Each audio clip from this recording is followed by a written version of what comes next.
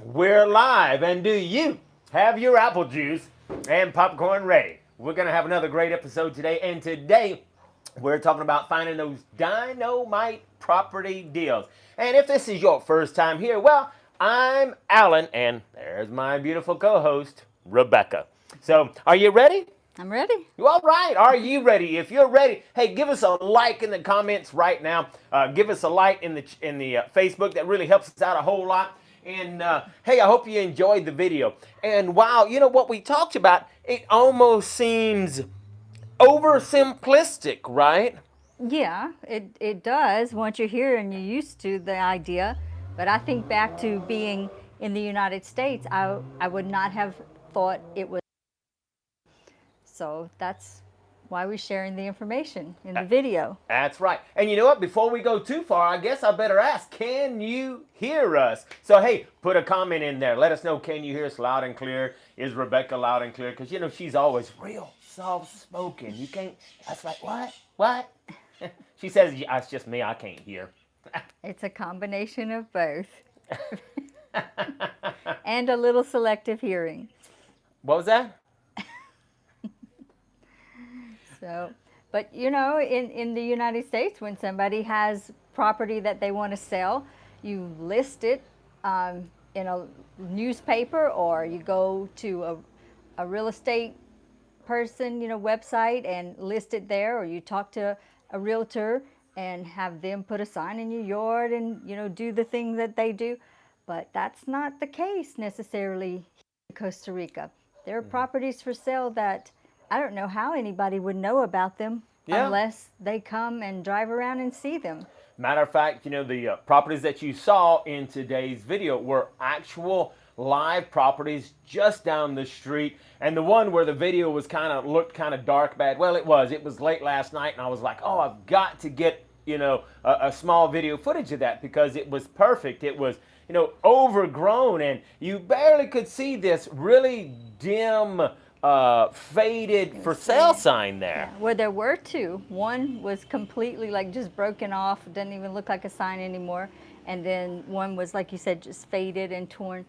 So and of course, although you can see the for sale part of it, the phone number part had fallen off, you know, so you're clueless as to who to call. And we see that often. There'll just be like an old sign nailed to a tree, you know, representing the property, I guess, that the tree is. Yeah. You know, the tree will be next to the road, and we'll laugh sometimes. We say, oh, look, that tree's for sale. There's another tree for sale. Yeah. So, but the phone number will be faded or whatever. So you kind of just have to ask around a lot of the time. Yeah. But I really feel like those are some of the better deals for somebody coming looking to buy a piece of property to develop for themselves. You know, if you're coming, like we said in the video, if you're coming looking for a condo or you know, a lot in a gated community, most of the time you can find those at a real estate site. Talk to a realtor. Right. You know, some of these nicer or bigger homes, you definitely need to look on a real estate site, but you need to be very, very careful there.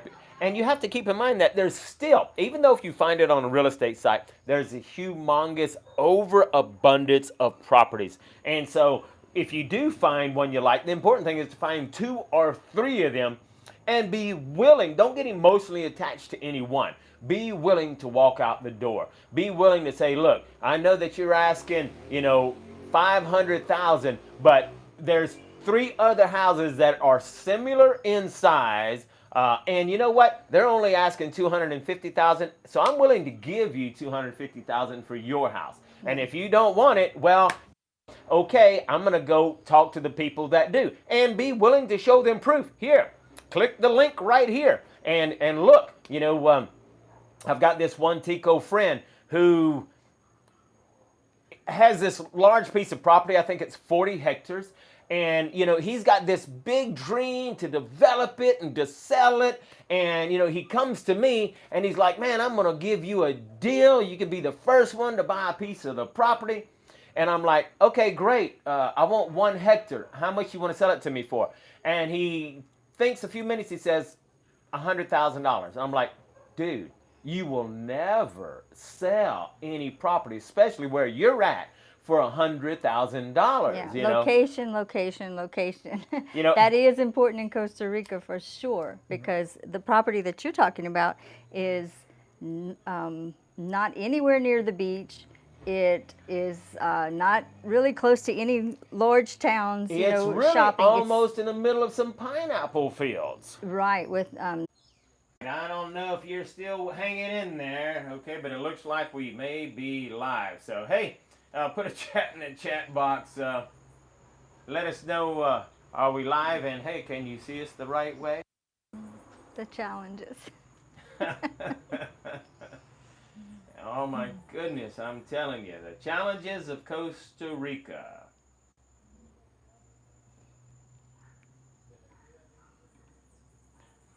All right, according to here, it looks like we might be still here. All right, it says we're live. All right, folks. Hey, you know what? When you come to Costa Rica, you're going to meet some challenges.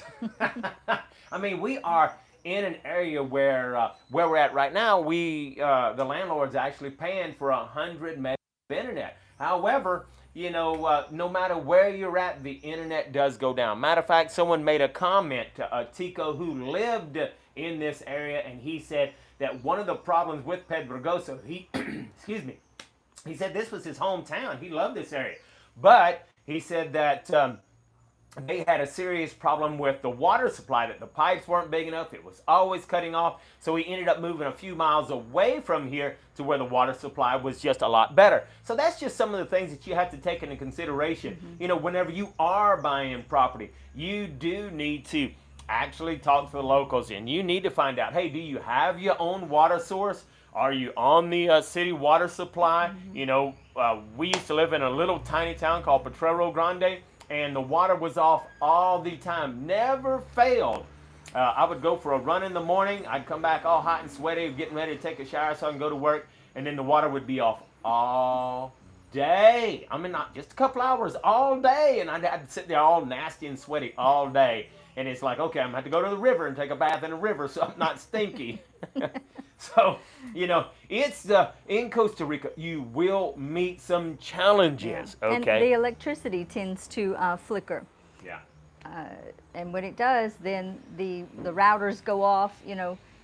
So Yeah. even though you have fast internet, it if the electricity blinks, which it often does, then that And cuts that's out why, your, you know, your internet as well. it will cause your internet to go off, but if you buy you a good battery backup, and that's right. where you plug your router into, then when the electricity does blink, then it doesn't cause your router to go off and everything's not having to reset. So, you know, I always have my router and my computer plugged into this battery backup, so that when the electricity does blink, well, then I still have Wi-Fi, I still have internet, of course. Now, in this situation, I'm actually getting Wi-Fi from the landlord, so, you know, hers is probably not set up like that, and if the electricity did, you know, Right. because I'm feeding, I have to really understand, you know, you can run into some serious challenges in Costa Rica, but one of the very important things to note is that whenever you can control the environment, you have a lot less challenges. You know, when you're renting, you can't control the environment. I can't control if the neighbor plays loud music. I can't control if the neighbor has 15 dogs and they're all barking. You know, I can't control that. But whenever you're looking for property, it's very important to say, okay, I'm looking for a piece of property. Where's the closest neighbor? And do they have dogs? It's not just do they have dogs, do they have barking dogs? And you know, when we first got here, someone said, you know, do they have barking dogs? And I thought, all dogs bark, you know. I didn't know what they was talking about, but the reality is, you know, our Nikki is extremely intelligent, but I spent time training her. She's not a barking dog. Now, when someone passes by the gate, she will bark. You know, if someone comes in, she will bark, but I can immediately tell her to stop, and she will stop immediately, okay? And She's she doesn't well-trained. bark at just a bird that flies into the order. That's right. So it's important to understand that, hey, in most cases in Costa Rica, the barking dog will drive you absolutely nuts. You know, if you're hearing them all the time, you know, especially for me, it drives me nuts. So anyway, Now, Dean asked a good question. It says, does anyone there use generators as electricity backup? And, not very many.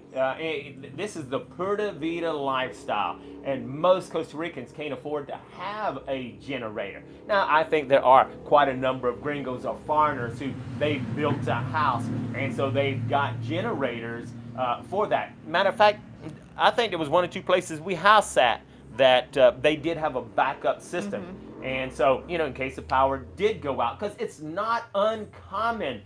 You just have to remember the infrastructure is not what you're used to where you're from. So when it comes to buying property, there's lots of things that you need to consider. And for me, the number one most important thing is that it has a water supply, my own personal water supply. And, the water does go off a whole lot, but if you have a tank, you have an elevated tank, 10 or 12 feet up, and you have water inside that, and that's where you're getting your water from. If the water goes off for a few hours, well, then you always have water, and that's not a problem. So it's a matter of understanding how to design your property whenever you buy your property. Right.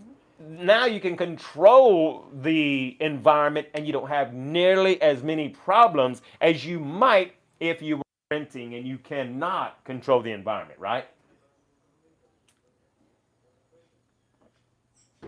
Now, there's another good question here that Irina asked, and she says, okay, well, how do you get a local driver's license? Well, you cannot. You cannot get a local driver's license until you actually have your cedula, which is your actual, when you become a resident and then you get issued a resident card, it's a cedula. In other words, it's your ID. Once you get an ID, then you can go and get a driver's license. Years ago, that wasn't the case. And a couple people were able to get theirs, but then they weren't able to renew it once they changed that law, okay? Now, she goes on to say, and when you're allowed to get one as a, would you be allowed to get one as a tourist or temporary resident? No, you can't. And that's something to consider if you're coming here for more than 90 days. Your home country driver's license has to be valid. It can't be expired.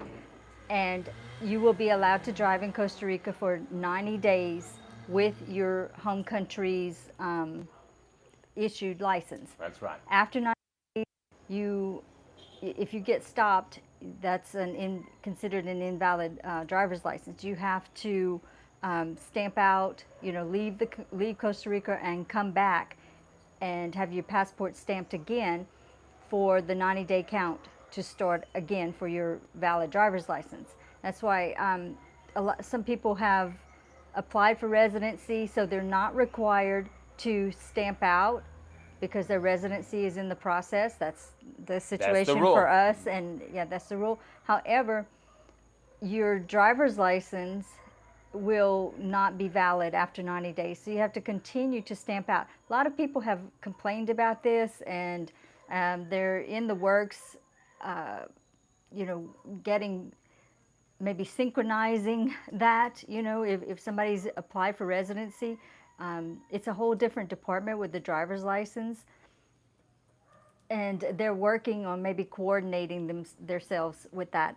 They did it for the pandemic during the, what do you call it, during the lockdown? Yeah, during the lockdown. When they extended the visa for people that were here, didn't require them to stamp out when their 90 days was up. It took maybe a week, 2 weeks. One time it took 3 weeks or so. But the department that handles the traffic violations finally issued a statement as well, saying that, okay, your driver's license is also extended to be valid. So, it's just part of it. Oh, and the point I was going to make is if you're coming here for over 90 days, make sure that your home state license isn't about to expire.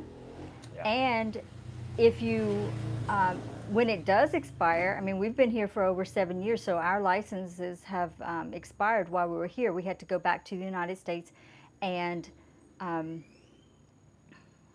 what do you call it? Yeah. Redo our license, revalidate our driver's license. And in order to renew your renew, driver's license. that's the word I was trying to think of. Thank you. in order to renew your driver's license, at least in Louisiana, you have to have a Louisiana address to get a Louisiana driver's And license. in order to prove that you have a Louisiana address, you have to prove a utility bill. Right, not just a utility bill, but some form of mail. It could be a bank statement. They accept a few things.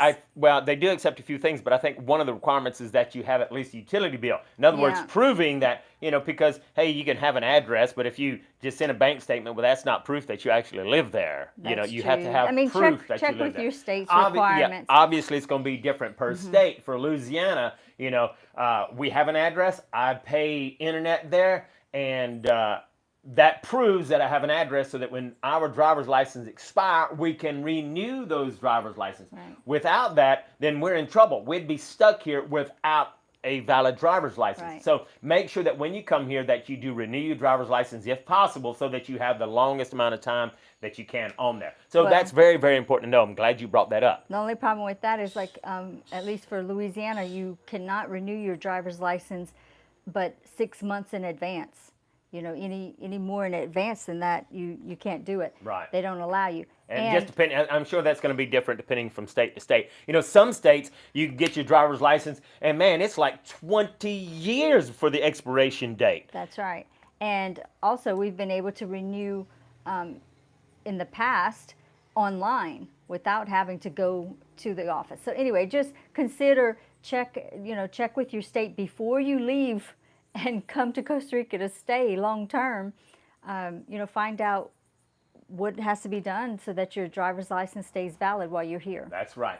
And so, because some people have let go of their addresses. That's right. As a matter of fact, spoke to someone the other day or chatted with someone who said they were kind of stuck in Nicaragua and their driver's license had expired and they had no way to renew it because they did exactly that. They had no way to renew it. Right. They didn't They have a sold local their address house. in the States. Yeah, so they didn't have an address. You got to think outside the box so that you can continue to have that local address. I'm not telling you to do anything illegal, but you might want to pay for your brother's internet or pay for his, something so that you can use his address, and then you got a local a utility bill that proves that you live there when indeed you're really living in Costa Rica or something like that. So once again, I'm not saying do anything illegal, but I'm saying you do have to think outside the box, because you do need to maintain some sort of an address and show a utility bill so that you can renew your driver's license if that's a requirement in your state. Right. Okay? That might just be a Louisiana thing. Right. Who knows? Okay.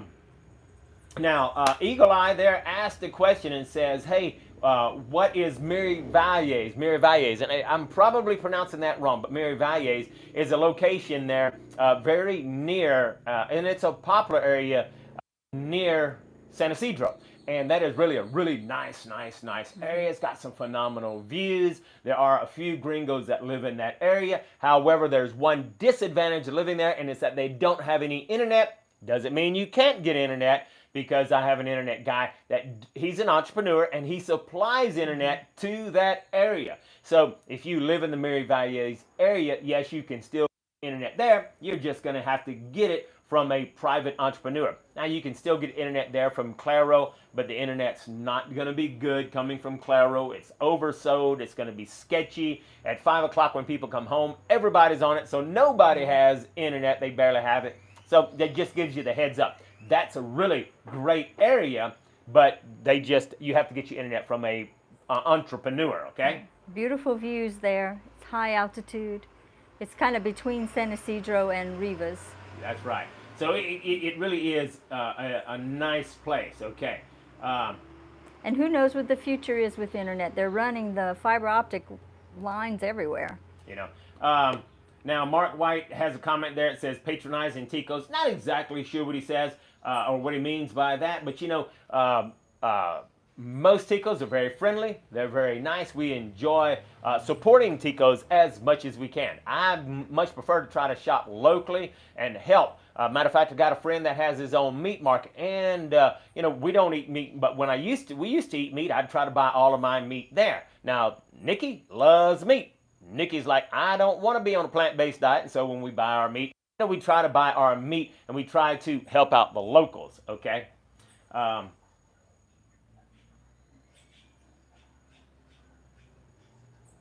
Let me take a look at the questions here. Now Paul asked a good question. Says, hey, if you are retiring and you're buying a house there, do you still have to stamp out?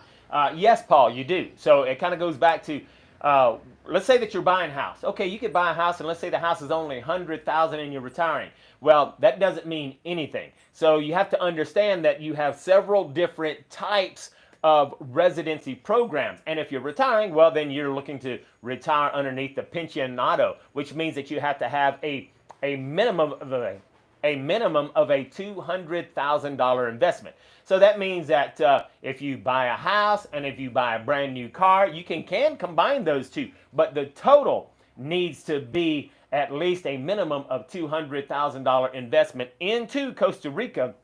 And then you have to apply for your residency, and that's still going to be a year, year and a half, 2 year process. And during that process, you're still going to have to stamp out. That is, if you're going to drive. Now, if you're not going to drive, whenever you apply for residency, they give you a golden ticket. I've got my golden ticket. It's a piece of paper that says you're applying for residency, and you don't have to stamp out. But if you're going to drive, you still have to validate that driver's license by stamping out every 90 days. So almost doesn't make sense. But if you're retired, let's say that you're not driving and you want to use public transportation, you're good to go. You never have to stamp out. Now, keep in mind, the stamping out process every 90 days is a pain in the butt. You got to do this. You got to do that. You got to jump through this hoop. You got to jump through that hoop. You got to beg, all kind of crazy things. But when you get your golden ticket, well, it's very, very easy, because with your golden ticket, you can stamp in, stamp out without having to jump through the hoops, without standing and begging for a biscuit, okay? You can get in and out. I think the worst part of stamping out is the inconsistency. There are times that we stamped out with no problems, nothing even asked. They didn't ask for a plane ticket, nothing. There are other times they asked for things we weren't even aware that they were going to ask for, and we'd have to go open the computer and print something out. Like they'll ask for a proof that you have over $500, yeah, in a checking account or cash. So that to me is the worst part, because it's stressful. You just don't know what they're going to require, if the rules have changed. There's so much misinformation on the internet. It's hard to get a straight answer, because people will share their experiences, like they just went through the process, and they'll share their experience, and you go same day, same area, and it's totally different. It's just uncertain. It's a very inconsistent. Everything in Costa Rica is very inconsistent. If one person tells you no, then just wait and call somebody else or talk to someone else. Go the next day, and they'll tell you yes. It's just very inconsistent. And things have really changed now with the pandemic and the lockdown. They're getting stricter on some things that they used to be a little more lax on. But before the pandemic, we've stamped in and out of Nicaragua with no problems. Very easy process. We've gone into Panama almost, that was the majority of the time we've gone into Panama and had no problems. Paso Canoa station, that we've had a few issues there. I would say, if you're going to stamp out at Panama, avoid Paso Canoas like the plague. For stamping out. It's a great place to go buy groceries and get gas and get all kind of things, because you can get it for a lot cheaper. But if you're going to stamp out at Paso Canoas, avoid it like the plague. There's way too many ticos out there running a con game. Hey, give me $100, I'll help you stamp in and stamp out with no problems. You won't have to have an airplane ticket. You can use mine, blah, blah, blah, or blah. I'll help you get a plane ticket, or I'll help you get reservations for your where you're going to stay. That's right. And none of that is needed. None of that is needed. You don't need someone to help you. The first time we stamped out, I did it all on myself. Now, I had to jump through a few hoops. I had to beg for the doggy bone, but we stamped in and out with very little problem. Yeah. But you can get on the internet and buy your plane ticket. That's you don't right. have to pay somebody $100 to help you do that, you know. That's right. So, now here lately we've been, in some of the expat forums, we've been hearing a lot of stuff about people having problems, and it's not Costa Rica giving them problems, it's Panama. actually Panama giving them problems, telling them they have to spend the night. There is no law about that. But the thing that you have to know is that, hey, the guy that's stamping your passport, he's the law for the moment, and Yeah. you almost have to do whatever he says. And we're talking about Panama. They may have put into effect a law because of all the COVID stuff. I mean, we just don't know. The COVID So- situation has made things more difficult, and it's just you're going to run into challenges, and you just have to look at the positive side of it and say, okay, eventually I'm going to get my residency. I'm not going to have to put up with this retardedness, okay? Yeah. Some But people just fly into Mexico or even fly into Panama That's and right. just go into the airport and leave right out of the airport, not even have to go into the country. So, Now, Arena asked a good question. It says, hey, do you have good storages there? Now, right now here in San Isidro, there are a couple of places, and we have one place that's just on the outskirts of San Isidro. They are listed inside the forum. Inside the forum, we have these recommended businesses, and every time I find a honest or a decent business that I think is something that you would enjoy, we always put those recommended businesses inside the forum so that you know where to go. And I try everything that I can to actually put a Waze link in there so you can just click the link and then you can easily get access there. But yes, indeed, there is a great place, because right now we're kind of temporary between here and where we want to be at. So a lot of stuff is in the storage unit because we're renting at this furnished place temporarily, okay? So yeah, you can find some storage places. They are hard to come by, but in San Isidro, there are a couple, okay? So I hope that answers your questions there. yeah, and there may be a lot in San Jose. Yeah. We're not sure about that, but I know there's not a lot in little tiny communities. Now, Eagle Eye also asked another question. It says, hey, are there any areas to avoid around San Isidro? And in my opinion, if there's any area to avoid in San Isidro, it's going to be right in the heart of San Isidro, because there is a lot of, well, maybe a little bit more time or not as safe as being on the outskirts or away from there. And really, I guess it's going to be dependent on you. If you're used to living in the middle of the Bronx or middle of Times Square in New York, living in San Isidro is going to be like a walk in the park to you. So, there's really, in the Paris Zeledon area, most of it is very, very safe. Yeah, I'm not aware of Yeah, an area that's that's bad or really, dangerous. There's going to be petty theft everywhere, and that's why you see these humongous bars, humongous gates, barbed wire everywhere. You're going to see that kind of stuff. And even in town for living, I think for living it's okay. I mean, everything's got, like you said, walls and bars. In the middle of town might be a little more dangerous if you're walking at night. It's not going to be nearly as safe in the middle of town. I mean, I remember I had my motorcycle parked at the bank. I was visiting a friend. It did get late, probably around midnight. I come back, and all I had was really just an old backpack. And so I had this old backpack, and I just kind of had it tied on the back of the motorcycle, and I was using it to kind of carry stuff. And that's where I would put my helmet and my strap. Well, when I got done visiting friends, I came back. Well, they had cut off the backpack, took the helmet and the strap, and I had to go the next day and buy a new one, and that's why I got that helmet that everybody loves today. So, anyway, petty theft, as far as serious crime, occasionally you get that, but it's just not a lot of it. So, for the most part, everywhere in Paris Zeledon, in the Paris Zeledon area, and if you go to Google and you type in Paris Zeledon, it will show you a huge area. It's pretty safe. Yeah. Now we lived in Morazan for a little while. I never felt unsafe there. It was physically, my person, I felt safe, but we were robbed a couple of times. Yeah. When we weren't there, Now, and we're not talking about gunpoint we or weren't anything robbed like at gunpoint or anything like that. We weren't there, and they We cut weren't- the screen and and took a few things. So Yeah. Took a few things, took $1,000 worth of tools. What do you mean a few things? I didn't miss them. No, what is it? What? No, empathy? Or what is that word? No, Imp- she don't feel sorry for me at all. She didn't love them tools. I did. I cried for Sympathy. days. No sympathy. No sympathy at all.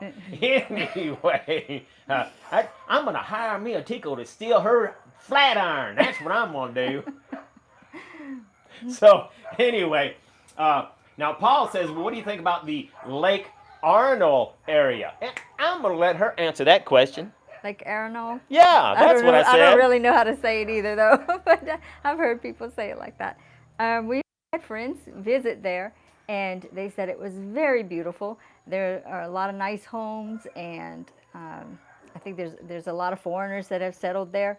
They weren't too keen on the place for living because they felt like it was too far away from town, from shopping and going, they like to frequent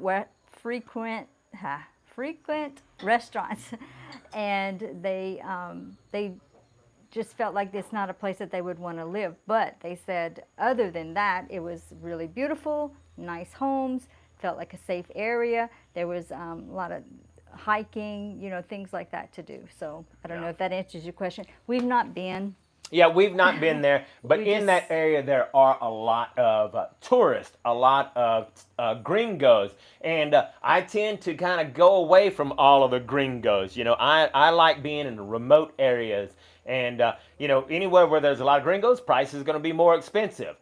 Which kind of brings me to the next question, because you can ask almost any question you want. Man, I am not scared of answering any kind of question, because you may or may not get an answer, but we're going to answer this one. So Mark says, for reference, what is your net worth?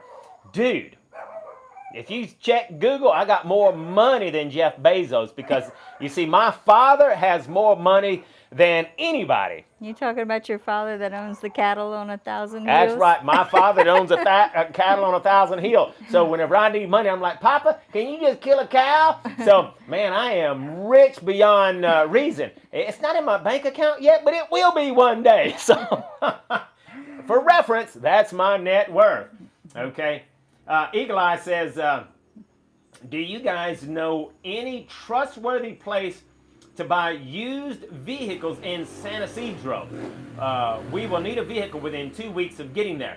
Man, that's a loaded question. I really don't know. Now, what I will tell you is that our landlord who owns this property has got a really nice vehicle that belonged to her father. Father passed away, and the vehicle really looks clean. I haven't driven it, she's not asking a fortune. And I think what she's asking is way more than fair, because I think it's probably worth more than what she's actually asking. So, and I actually have it listed inside the forum, so you can contact her about that. So you can go inside the forum, and there's a vehicle in there with pictures of what she has. So if you're interested, you can look into it. Of course, I guess that depends on when you arrive. But anyway, she has a really great vehicle, in my opinion, okay? And the important thing with that is her father was a stickler for repairs and maintenance, and she said he took really good care. He took real good care. Matter of fact, her father was a gringo. He was from Tennessee. Yeah, he was from Tennessee. So, and he built all of this stuff here. And so he was just, she told us he was a stickler, kind of like you. So anyway, it looks like it's a great vehicle. Now, I have seen an automotive used car sales dealership on Facebook recently. They've started posting a lot of ads. It's called Price Automotive. Can't vouch for it, haven't used it, but it's over in near the coast. What's the name of that place before Bahuka? Oh, I don't know if I'm going to be able to think of it. It's near Esterios, though. But you know where I'm talking about, where we used to go to the bank when we were in Esterios? Parita, yes. It's in Parita. Yeah. Now, Janice asked a really good question, okay? Now, Janice, careful right here, okay? So Janice says, if you're buying a car with the Machamo, now the Machamo is the insurance that you got to have for that vehicle every single year, okay? And she says, if you're buying a vehicle with the Marchamo that's behind a few years, do you know if there's a limit as to how many years and if there's a maximum that it has to be made up? And from my understanding, what I've been told from some of the Ticos, if that thing is behind 10 years, you got to pay all 10 years of it, okay? So I would be very, very careful. The landlord that's right here, she said her father passed away 5 years ago, but she has been very diligent in paying the Marchamo and getting the retivy and the inspection every single year, okay? So that's something you don't want to get behind on. And if it is behind, you are going to pay a penalty fee. It's not going to be a lot, but you will pay a late fee on that Marchamo. So to answer your question honestly, I don't know the straight up answer for that, but I do know that I've been told if it doesn't have the Marchamo on it and it's been a long time, you have to catch up the Marchamo every single year. And that's a good point she brought up, because you might find a car that you think is a good deal, but then find out it's several years, so you have to go back and pay the Marchamo on it, and that is calculated by the value of the vehicle.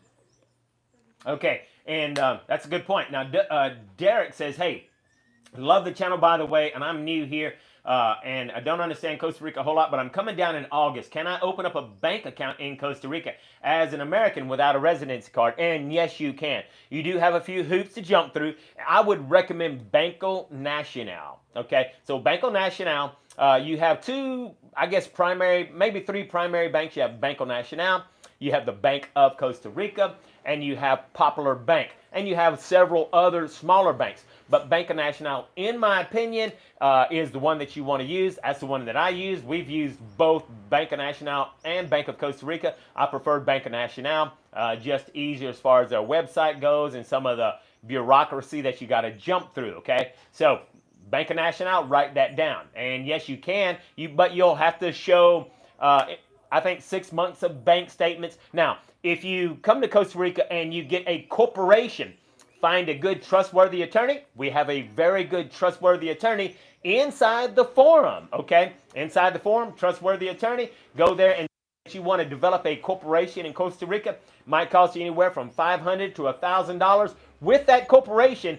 it will kind of just smooth the path for you when you're getting a bank account, when you're buying property, whenever you're doing a lot of things, when you're buying a vehicle. It just kind of smooths the process for you, makes it a whole lot easier. Getting a cell phone with a plan, the corporation will help you tremendously, okay? There's an annual fee for the corporation. There is an annual fee. It's about $80 a year, but anyway, it's well worth it to do that, okay? Yeah. And if I'm not mistaken, I don't think every bank in Costa Rica allows you to get a bank account. If I'm right. No, I think you're right. Some banks are peculiar and a little different, and they require you to be a resident. A private bank. What is a private bank? Has a name about that long. Copa Alianza? Yeah, Copa Alianza is a privately owned bank, and I think they make the process of opening up a bank account fairly easy. Okay, so that's just something for you to think about. So it is possible. Yeah, it is possible. So that answers your question. But we could actually get by without a Costa Rican bank account. Yeah. Now, Eagle Eye also, well, back before I even answer another question, you don't have to have a Costa Rican bank account. Right, that's why I wanted to bring that up. Yeah. I mean, we have it for ease of different things that, like to pay when we had to pay the internet guy and so forth, he wanted it deposited into his checking account. But all of that could be done just using our United States checking accounts. I mean, debit cards. You don't have to have a bank account. In Costa Rica, a lot of places like the private entrepreneur who sells internet, he wants you to deposit the money in his bank account. Well, you don't have to have a bank account to deposit the money into someone else's bank account. They give you the information, you walk into the bank, and you say, deposit this money into so-and-so's bank account, and they will give you a receipt for it. So you do not have to have a bank account in Costa Rica to live here. Now, will it make some of the process a little bit easier? Sure, it does make it a little easier, but then you go through the headache of actually transferring money from your account into that account. So, But if you like to pay things online like I do, then it makes it a lot easier, because you can pay electricity, water, internet. Even if you get a little parking ticket, you can pay that online. That's So right. There's a lot of things that you can pay online. You can pay your Marchamo online. A lot of things if you have a bank account in Costa Rica. So it does make life a little easier. Um, Eagle Eye says, what about the La Fortuna area? And the La Fortuna area, in almost any of those areas that's right there on the outskirts of the San Jose metropolitan area, or anything that's within 50 miles of San Jose has lots of gringos, lots of tourists, and it's going to be more expensive. But it's nice because that whole area has pretty much high altitudes. And so it's generally going to be a pretty nice area. But we've intentionally not lived in those areas. Been all through those areas, but intentionally have not lived there. Okay? yeah, always heard good things about both, La Fortuna and Lake Arno. Yeah, and kind of like Eagle Eye says that I don't know that I want to live it right underneath a volcano that is kind of shooting out smoke. Yeah, it does erupt a It few doesn't give me a times. warm fuzzy feeling. Yeah. It When- might get too hot. Remember that time we were flying out of the U.S. to come back to Costa Rica, and our flights were almost canceled because the San Jose airport had closed Because a of the volcano. ash. It wasn't the Arno volcano. It was another volcano. There's another one? Okay. Taraba or something like Oh, that. yeah. Yeah, it So, blew ash, and they had to close the airport for a while, but thank Yeah. God it opened up for us to fly back. yeah. So John says, hey, I jumped in late. Apologize. Have you talked about the Samara area, okay, Puerto Carrillo area? Now, Samara is really a nice area. Yeah, we've not lived there. We've not lived there, but we've lived near there. We lived in Carmona, which was, I don't know, maybe an hour, hour and a half. And so we've gone into Samara. That was a pretty place. A lot of monkeys there. Beautiful Great, beach. great place. Beautiful beach. And you know what was nice about living near Samara is that in the Samara area, it doesn't have an overabundance of tourists. Like if you go to Jaco, dude, there's so many tourists over there, it's crazy. But Samara, just as beautiful a beach in my opinion, but not overloaded with tourists. Yeah. Great spot. It's okay? popular, but it's just not as popular as Jaco, I guess. That's it's a nice thing. And that's something we share from our experience. And you talk to a lot of different people. We've been very fortunate that we have lived on the majority of Costa Rica, so we know a lot about Costa Rica. And it's like I said in our video that premiered. When you talk to Ticos, I got this one friend. Most of them don't travel, so they only know the Costa Rica that they've lived in for the majority of their life.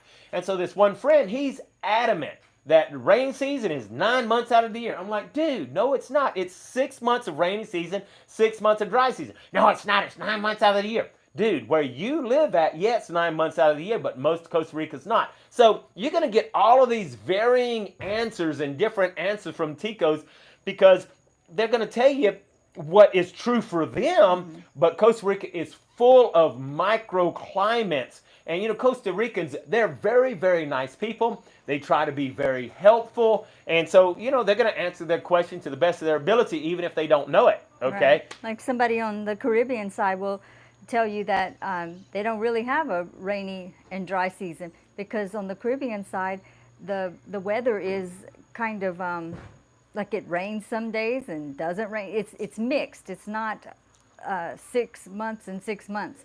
So it's just totally different on that area. A different the weather system. The hurricanes that form out there affect that side, and they don't really get hurricanes touch down. I mean, make landfall on the Caribbean side, but they do get the effects of the bands, the outer bands.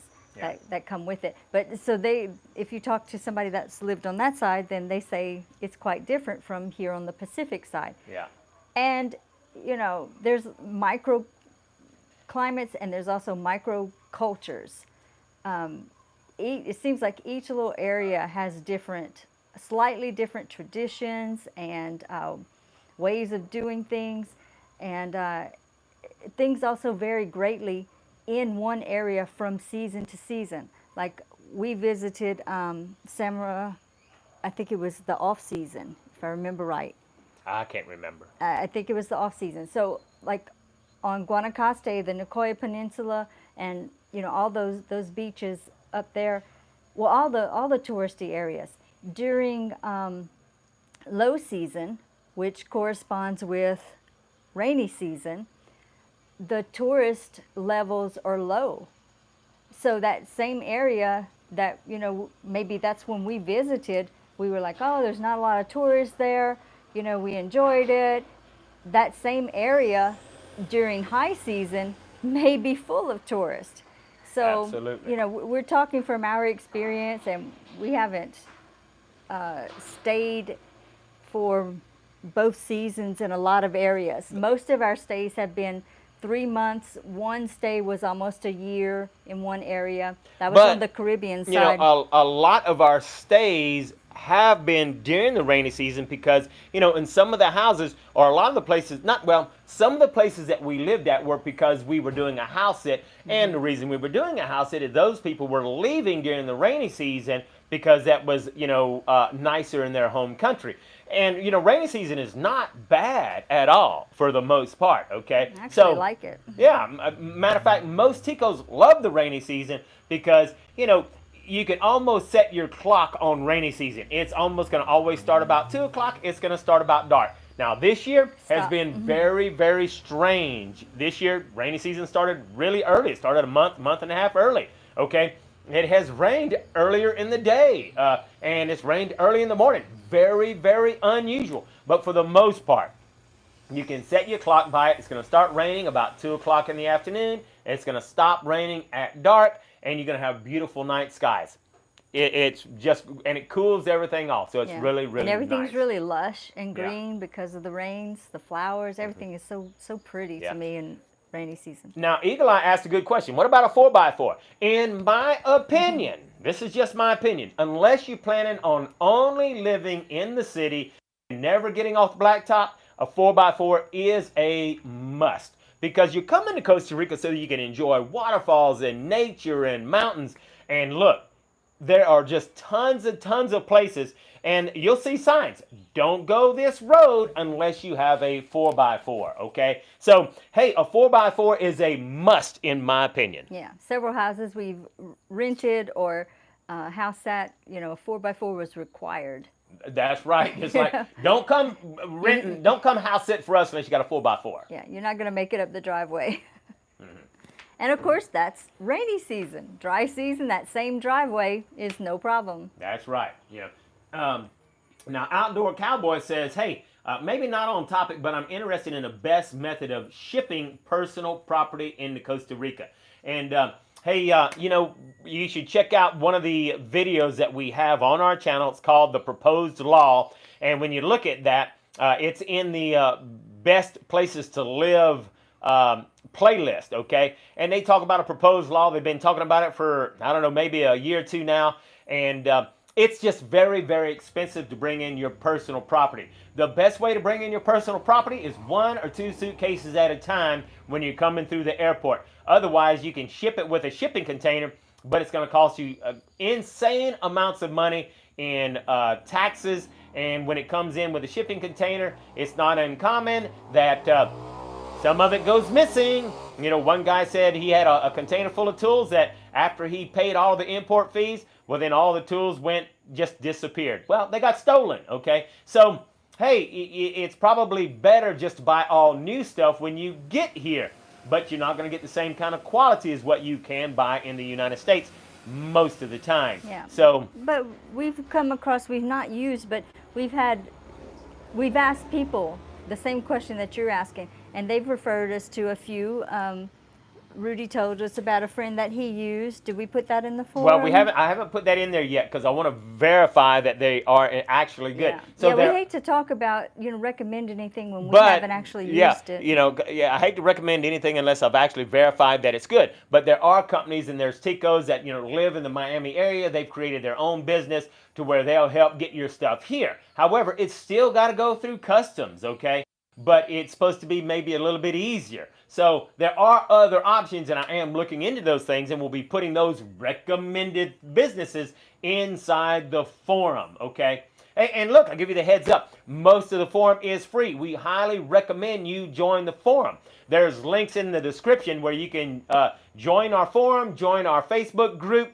And the forum, most parts, is free. All of that recommended stuff, well, it's not free. It's only $10 a month. That's 33 cents a day to gain all of that awesome knowledge and get access to, the good stuff inside the forum. But you can still go to the forum and have fun, meet people, talk to people, and, get more information. And that's just a great way to support us and just kind of thank us for, doing the research, helping you, just kind of smoothing the path for you when you get down here. And we greatly appreciate all those people that have joined the forum. We greatly appreciate the people that support us on these lives. You can support us by simply clicking that $sign in the comment section and giving us $1 million, because my net worth is like zero.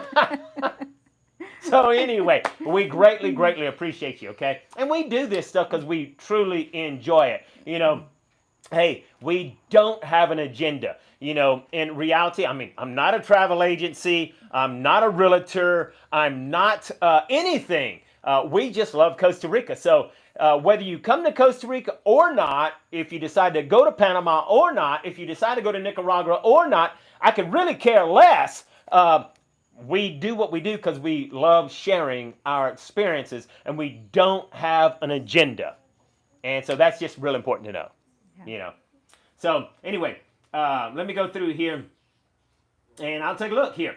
Now, Eagle Eye says, how is transferring money into Costa Rica, and what amount draws red flags? So what's really important is anytime you try to transfer over $10,000, that always draws red flags anywhere, because the United States puts a limit on there. So you can transfer $9,999. Usually doesn't cause a problem. However, Costa Rica, it might be a little bit different. I don't know their banking laws, okay? But I do know that whenever I transfer money, most of the time I just withdraw money from the ATM machine. But when I've had to transfer large amounts of money, then I have a Costa Rican PayPal account, and then I can actually transfer money via my PayPal. Now, I can only transfer up to $1,000 via the PayPal, because the Costa Rican bank wants to charge me $11 for every $1,000 that I transfer.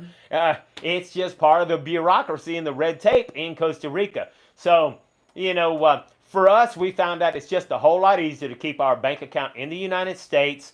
And then when we need money, we just withdraw from the ATM machine. It's just really easy. Mm-hmm. And my bank doesn't charge me ATM fees. Matter of fact, when I get charged the ATM fee, they reimburse me for every single ATM fee. And that's because of the type of bank account that I have with Navy Federal. Okay. Mm-hmm. And that's because I'm a vet. Okay. And the only large purchase we've had to make was our vehicle. That's right. So, I don't know if you're wanting to buy a house. We've made two large purchases, and that's been the motorcycle. And I paid for that with my credit card or my debit card, because I had the ability to do that. And then I just paid for our vehicle. We just withdraw the money, I think. Yeah, because the vehicle we bought from an individual, so we couldn't use our debit card, credit card with him. We had to give him cash. The motorcycle we bought from a dealership, and we were able to use our debit or credit card. Yeah. Now, John asked a good question. He says, can you talk about that farm and or forestry properties? Is it still a $100,000 investment in one of those types to qualify for residency? And yes, it is. Now, I can't give you all the details on the residency stuff. For retirements, you got to have a $200,000 investment, or you have to invest $100,000 into some sort of forestry thing. I don't know what that means. Does that mean that you buy a cattle property, farmland, and you're reforesting it? I don't know. I don't know what that means, okay? But you want to talk to a good attorney about that and find out, what does that mean? And that way, that's $100,000 less than that $200,000 to qualify. So I don't know. But yeah, that is still the fact, okay?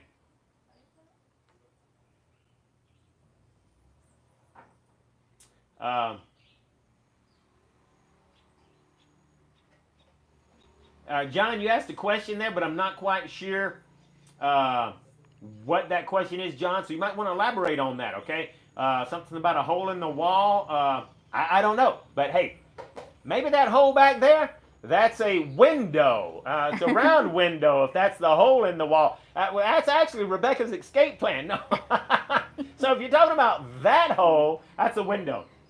Yeah. Okay.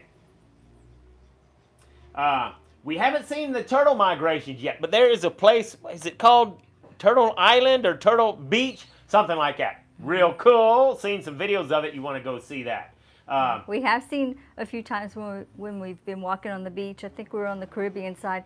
They had places protected because there were nests, there were eggs in there, and that was kind of neat. We didn't get to see them hatch and the little turtles crawl out. It was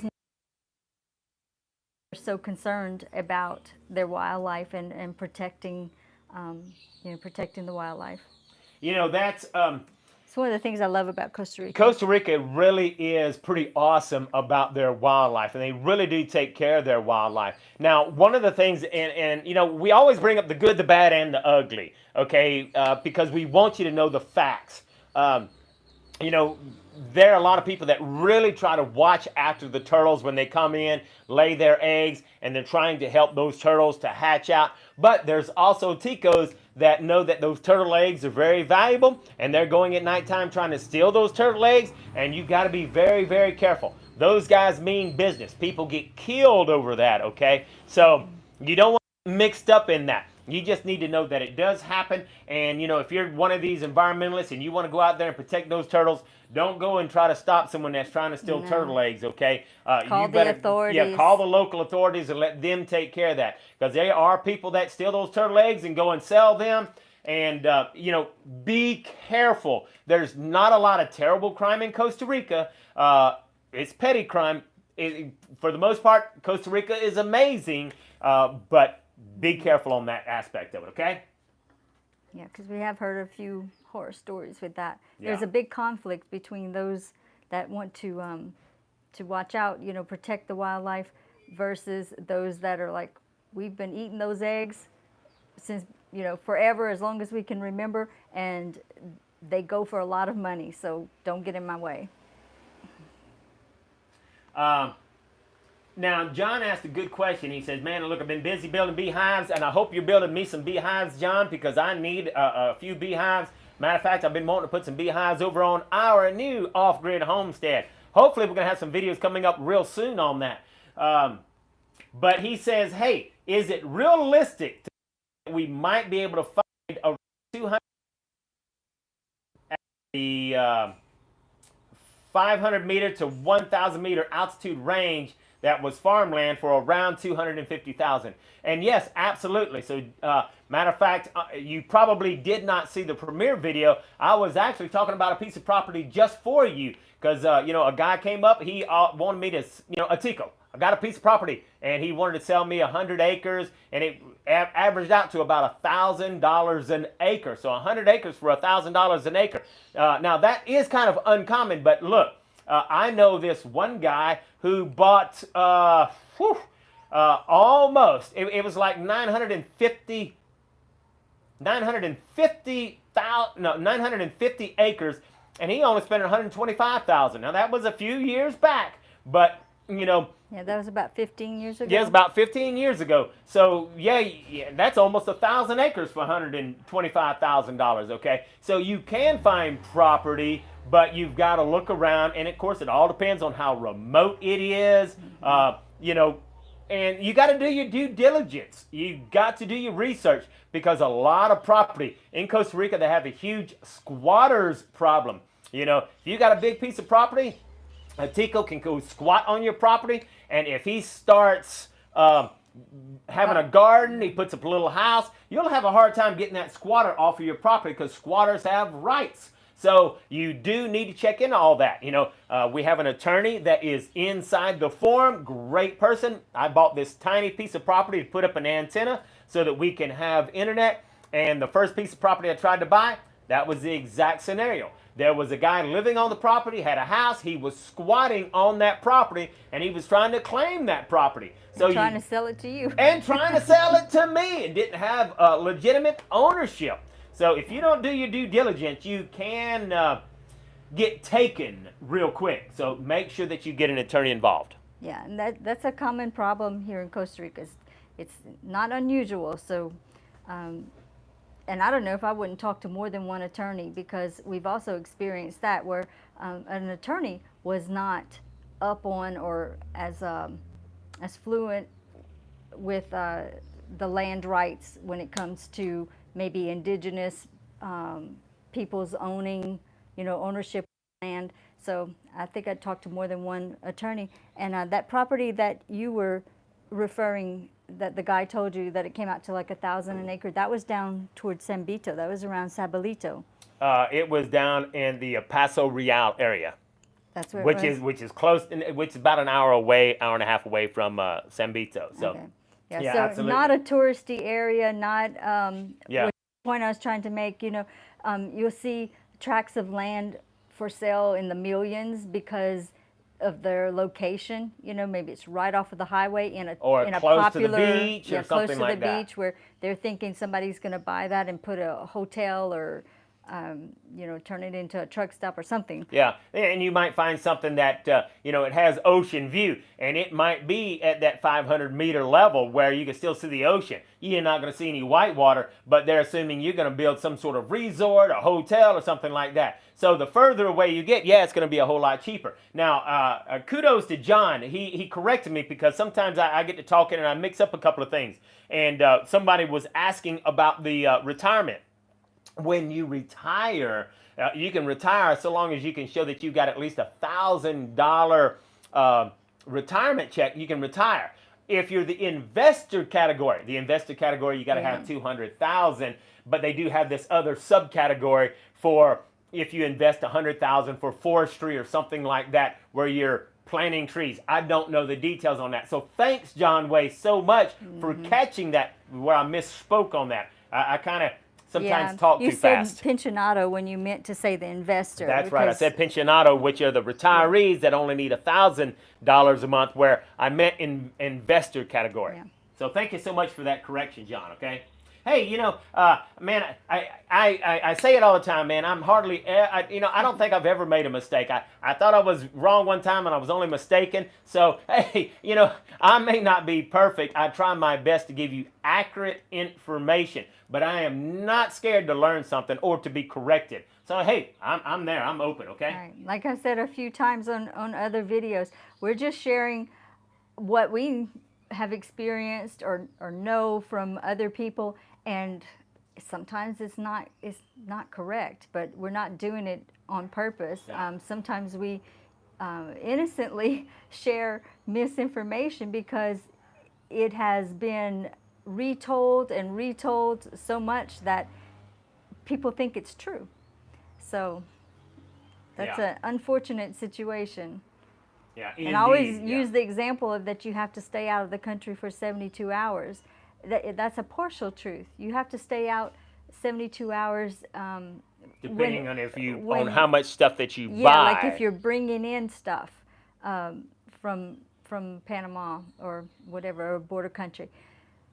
But if you're not bringing in stuff, then that 72-hour deal doesn't exist.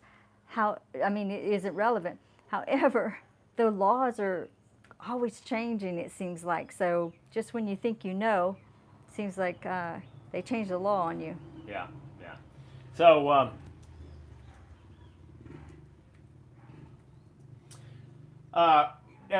Eagle Eye says, hey, are there many container houses? And no, there's not a lot of container houses that we've seen. Now, over in Samara, I think there's some people, they've got a YouTube channel, and I think they focus on building container houses and things of that nature, So there are people that do that. I've seen 2 or 3 around here. And down by Sambito, there was a big billboard that was advertising container homes. Remember that? Yeah, there was someone that was advertising. Didn't see any down there. No, didn't see them, but... And I looked into buying a container, and buying a container in Costa Rica, what I found was fairly expensive to buy a container. And I was like, I can build a metal structure cheaper than buying a container, and having to do all that work. Right, which is why I think we don't see that many container homes, because the prefab homes with the concrete and is just as cheap. Yeah, let's talk about the traditional Costa Rican house for a moment, okay? So many years ago, when we say the traditional, typical Tico house, well, the typical Tico house normally started off with about a meter of block from the foundation. So there was a meter of block from the foundation, and from the top of that block was wooden walls, okay, with a regular metal tin roof, okay?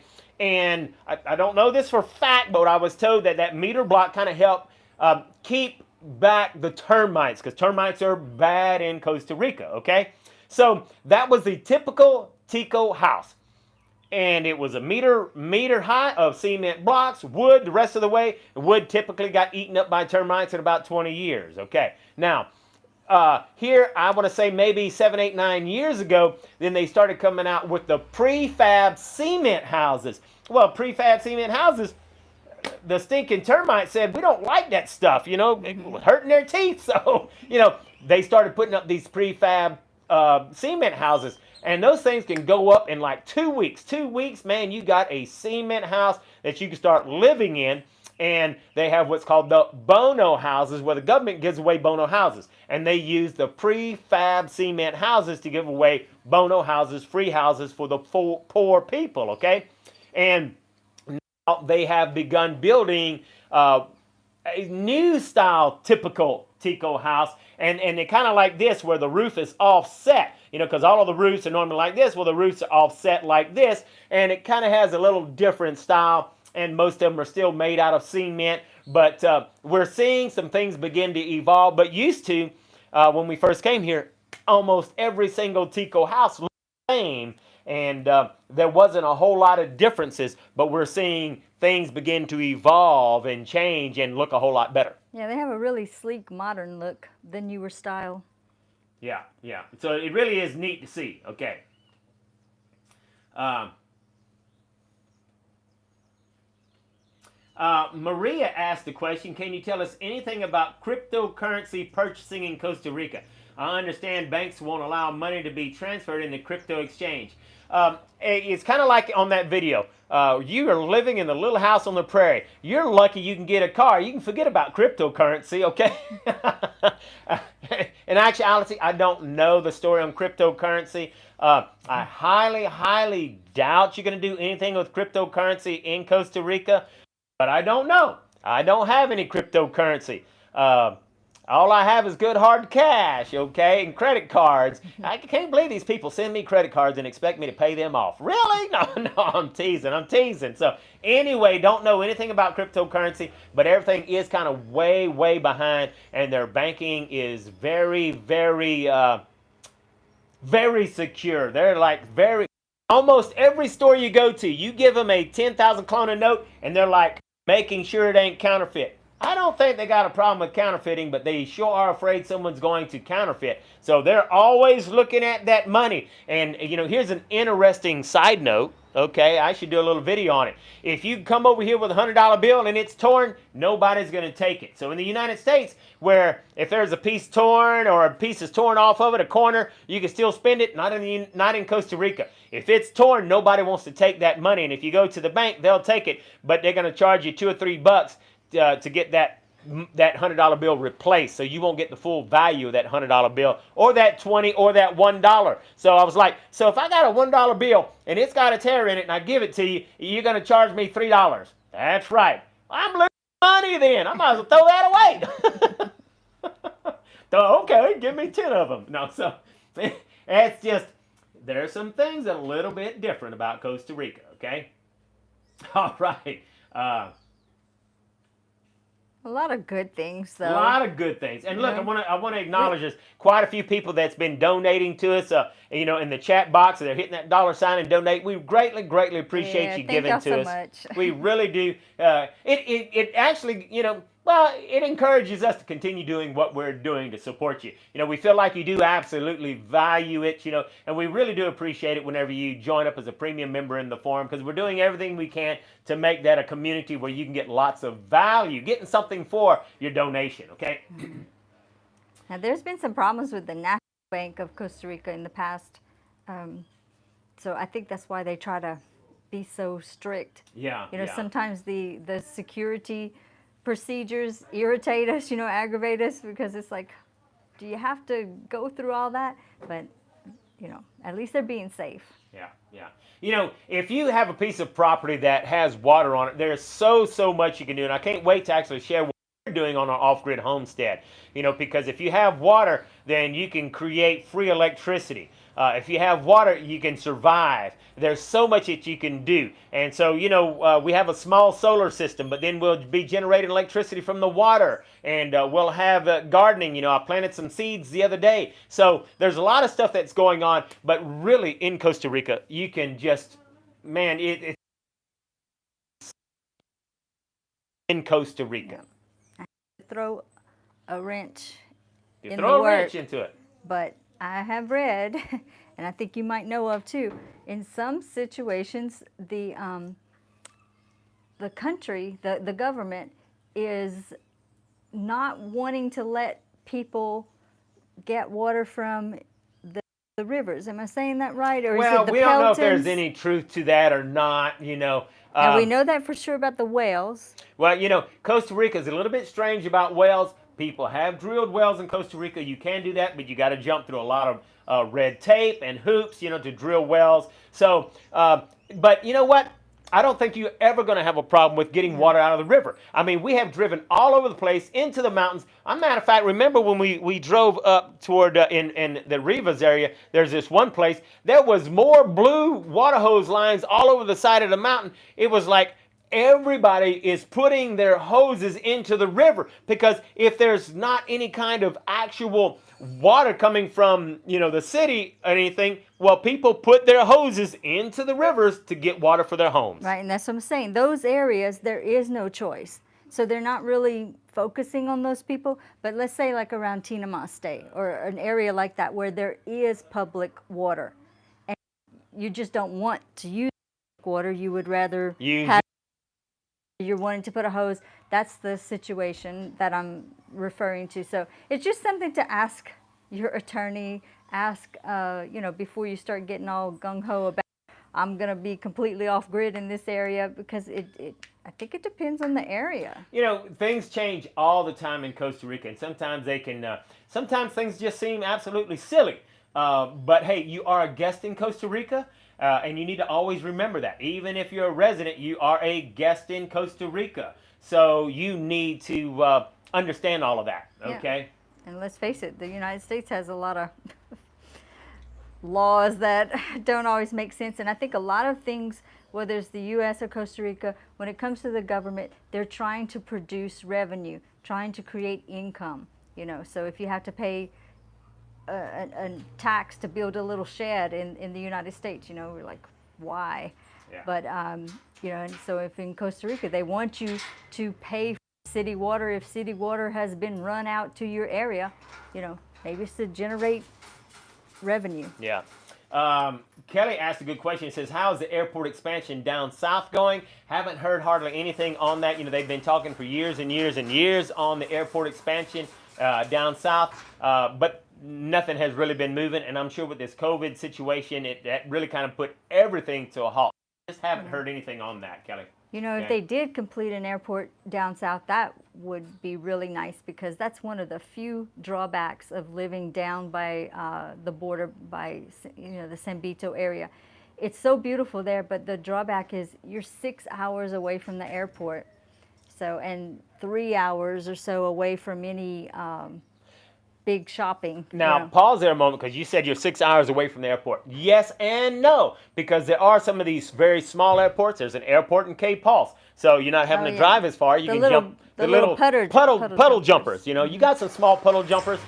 There's an airport in San Isidro I didn't even know about, and it actually goes out. So, yeah, there's not a big international airport down south, but there is an airport, puddle jumpers that make it a little bit quicker and easier for you. Yeah, and I have no idea of the cost of the tickets, but I do know that with the puddle jumpers, a problem is the amount of weight, the amount of luggage that you can bring. When we first flew in, we had 10 suitcases, and we had our dog, and so the puddle jumpers was not an option for us. Yeah. We had to rent a car and drive from San Jose all the way down south. Yeah. Now, Eagle Eye also says, well, How about receiving your bank cards, your credit cards, your debit cards when they expire? And hey, for us, we don't have a problem in that situation. They can be mailed. So what you want to do is you have your bank card. Your bank's not going to mail it to you in Costa Rica. They're going to mail it to your address. So, your address, have your address on your bank, your United States bank, your sister or family member. They mail the card there. You have your a good envelope, DHL, FedEx, send it to you, get it in 2 or 3 days, no problem. They can send it USPS, but hey, that might take a month and it might get lost. I would suggest paying the $50 to FedEx, DHL, put it in an envelope, you're for sure to get it that way. Mm-hmm. Now, we've used 3 different banks, United States banks, while we were here in Costa Rica.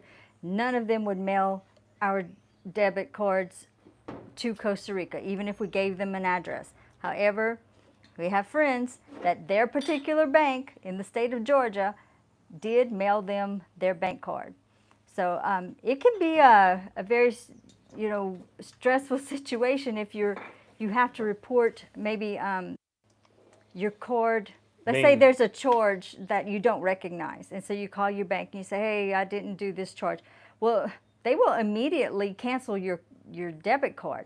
And then you're here with no way to get money. I mean, we don't keep much cash on us.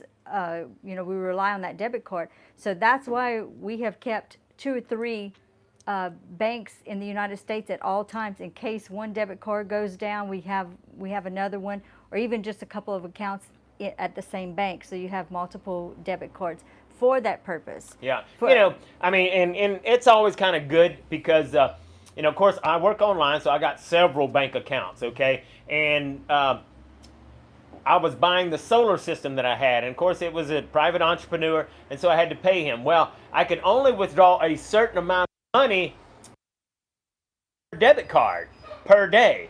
Well, I needed to pay him the next day, so I just brought 3 debit cards, and I went and withdrawed money from those 3 debit cards, from 3 different bank accounts, so then I could pay for that solar system, okay? Now, I didn't have to go through that hassle. However, I did that because it cost me hardly nothing to withdraw that money from the ATM. However, I could have gone inside and it would have cost me 5% of what I was withdrawing. So if I was withdrawing $1,000, it would have cost me $50 to go inside and withdraw that money, okay? And in this case, I was drawing a little over $5,000 and it would have cost me 5% on that. And that's insane, but that's what they charge in Costa Rica. Very expensive. But I could withdraw that same money using the ATM, cost me hardly nothing. Okay, mm-hmm. So good thing to know. It might be good, and if you can have 2 or 3 bank accounts, and that way you got 2 or 3 different debit cards. But hey, that's rare. It's not often that you would need to do something like that. Okay. Yeah. And we've never really checked into giving a Costa Rican to a United States bank. Maybe that's something that is an alternative. I don't know if they allow that. We've never done that because we move so many. So many times. But you can get a post office box, probably any post office in Costa Rica. Oh yeah, you can get a post office box even in Potrero Grande. Yeah. Because I've had a post office box in Potrero Grande, Buenos Aires. I've had, So another good question here is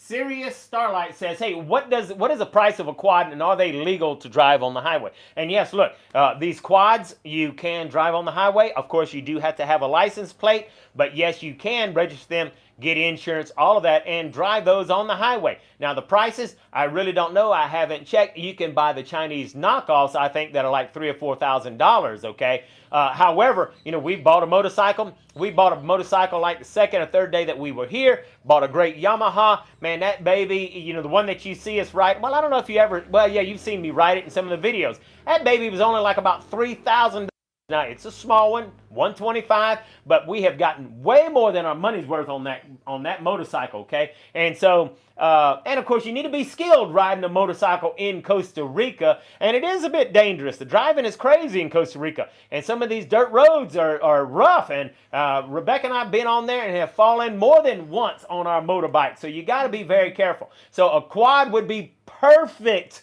and much safer. Okay, so you can buy quads here. It's not nearly as easy as buying a motorbike, and it is legal to ride on the road. So I hope that answers your question there, okay? They are legal, okay? And yes, Dennis, he's asked, is mask mandatory out there? Yes, it is. It's a little bit crazier here than it is in the United States. Matter of fact, you know, there's many kinds of masks, and I like to wear one. I pull over my it's like a big sock. They won't let me wear that in some places. You know, I go to Walmart, I got to have the regular mask, you know. So, you know, they got some strange rules about it. It was slacking up a good bit, but then it kind of went back. And so, anyway, I think this is only going to be temporary. But yes, right now, Costa Rica follows the United States closely. So I've noticed that a lot of places in the United States, they're not requiring masks anymore. So when more and more of the United States stops requiring the mask, I have no doubt Costa Rica is going to stop requiring the mask, and then we can go back to looking like people instead of bank robbers. So I hope that answers your question there. Now Paul says, well, how much does a refrigerator cost? Hey, I got that question real well because we did a video not too long ago talking about the cost of living in Costa Rica when we're talking about appliances, and we actually show the cost of what a refrigerator costs. Washing machines, things like that. So you want to be sure to watch that video, Paul, and you'll be able to see exactly how much a lot of appliances cost in Costa Rica, okay? Yeah. And if you come to Costa Rica and want to buy appliances, go down to Golfito, and those are duty-free. So the prices that we gave in the video that we did were not duty-free. So that cost has been tacked on to those right. appliances. There are a couple of places, you know, in Golfito where, like she said, you could buy it duty-free. You could save a lot of money. Yeah. A lot of Costa Ricans, Ticos, will go to Golfito, and they'll travel all the way from a lot of places because they'll buy their tires. They'll buy these one-time big expenses, refrigerators and stuff, and they'll go buy it and save a lot of money. Or you can go all the way down to the Panamanian border, and you can buy it there duty-free and save a lot of money. Yeah. There's a limit, though, to bring it back into the country. That's right. You do have to be careful. Yeah. And there may be a duty-free place in San Jose. I'm not 100% sure on that, but yeah. I've heard that. So. Kelly says, hey, how is the COVID situation down here? And the COVID situation, in my opinion, has been by far better than a lot of countries. It hasn't been bad at all. There was a spike here recently, or, you know, that's the claim. And so they put in some more restrictions, you know, and there are some driving restrictions for the people that live here. If you're a tourist, there's not driving restrictions. You can still drive. So it's like, okay, let's see. You're a tourist, you can drive anytime you want. I'm not a tourist, and I can only drive every other day, and at 9 o'clock instead of 10 o'clock. And how is that keeping people from getting, I don't know, but hey, they're doing what they can, and guess what? It seems to be working because the COVID situation hasn't been terrible in Costa Rica. Right, and the numbers did spike, but that was for people who were contracting the virus, you know, having the symptoms, and but the death rate is still very low. But a lot of people have been catching it, COVID virus, recovering. So that's a good thing. Yeah. They're recovering. Not you know, like Paul said, he said he just got back from Costa Rica last week. Got to wash your hands everywhere. And yes, look, you know, and that's kind of a good thing. They put up sinks everywhere. And so if you're going shopping, you might end up washing your hands 100 times a day. Wash at this store, go shopping, wash again, wash again, wash again, wash again. You know, hey, you know what? It's teaching people to be cleaner. So that's not a bad thing, but you will wash your hands a lot. So it's a mild inconvenience. Mild inconvenience, okay. So, yeah, and even they're not really requiring masks. Like if you're just walking on the street, you know, some people choose to, but you're not required to. They're mostly requiring masks in public If you're transportation. going to be close to people. Yeah, inside of a store, inside of the bank, those kinds of things. But you're free to walk on the beach and walk, Oh yeah, I the mean you can street. walk all up and down the road. There's nobody keeping you from, and so it's just if you're going to be in close proximity to people, then you need to wear a mask. Yeah. That's a good. I'm glad you brought that up. That's Yeah. a very good point. And if you noticed in some of our tour videos, there will be people walking on the side of the road wearing a mask. They're not required to, but I guess they just feel safer doing it. Yeah. Now, Greg asked a good question. He says, hey, look, we're going to be retiring in 2 years, and they're thinking about going to Playas de Coco. Do you recommend other areas? Hey, Greg, this is what I say. Playa de Coco, very, very popular area. Lots of tourists. Yeah, it is beautiful up there. To me, it doesn't feel like Costa Rica. Matter of fact, many years ago, it wasn't Costa Rica. It was Nicaragua, okay? And then they got kind of... They got annexed into... That's right. And it's very, very flat over there. So it doesn't feel like Costa Rica to me. It feels like it's very flat. Costa Rica for me is all these mountains and valleys and waterfalls and beautiful beaches. So, our favorite area, we've been all over the place, has quickly been the Paris Zeledon area. I do like San Vito. It's very raw, but it's difficult to buy stuff, okay? And on our channel, we have the 5 best places to live in Costa Rica. So you want to be sure to check out that playlist. We're going to put a link into the, up here somewhere. We'll put a link so that you can check that out on the replay. But go to our channel and check out the 5 best places to live in Costa Rica playlist, okay? But yeah, lots of awesome places. Just about all Costa Rica is beautiful. Just depends on your terrain, lifestyle. Yeah, the terrain is a little bit different. I was a little disappointed when I went to Playa del Coco because of the, all of the hype you heard, right? Yeah, so I was expecting a lot more, but it is a lot of gringos live there. A lot of foreigners, live there. So there's lots of condos and really nice places to live. But like Alan was saying, the terrain just wasn't my taste, not my style. But yeah. I like the mountains. Yeah. So Greg says, hey, look, I also want to work as a personal trainer nutritionist. How difficult is it to work as a foreigner candidate? Okay, Greg, you can almost forget that, okay? Yes and no, okay? So let me answer that kind of right. Costa Rica has some very strict laws on you working in Costa Rica, and you're not going to work as a tourist. If you get caught working and you're not a resident, then you'll get thrown out of the country for a minimum of 10 years, okay? Now, I'm a certified personal trainer, and could I secretly take on a few clients?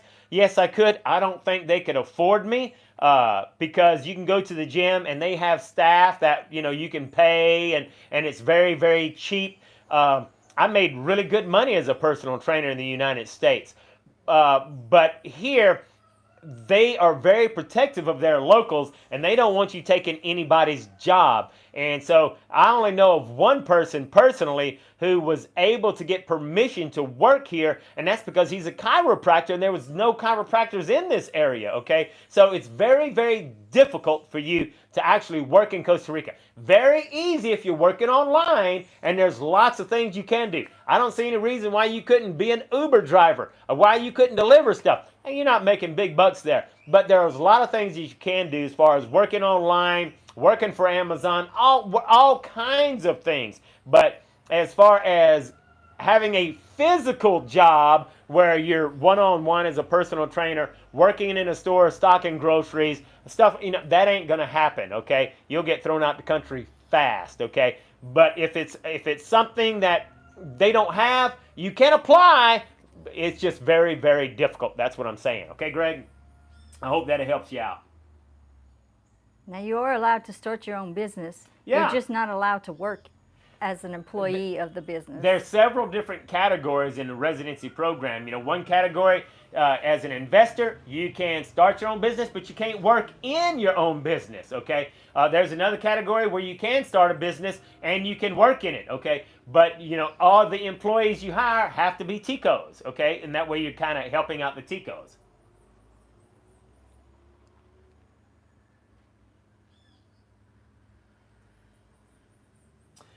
Quito says, hey, Blue Zone is an area where the people are known to live longer due to their diet and lifestyle. Absolutely. And so those blue zone areas where people live a long, long time. Matter of fact, I'm like 355 years old, so I look great for my age, don't I? And so be eating what I eat. So they do have several blue zone areas in Costa Rica.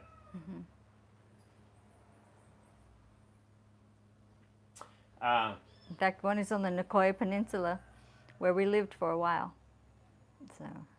Okay. Andy says something or another. Is it true that I could trade cryptocurrency in Costa Rica without having to pay capital gains tax as a permanent resident? We have no We just don't clue. know anything about. I don't know.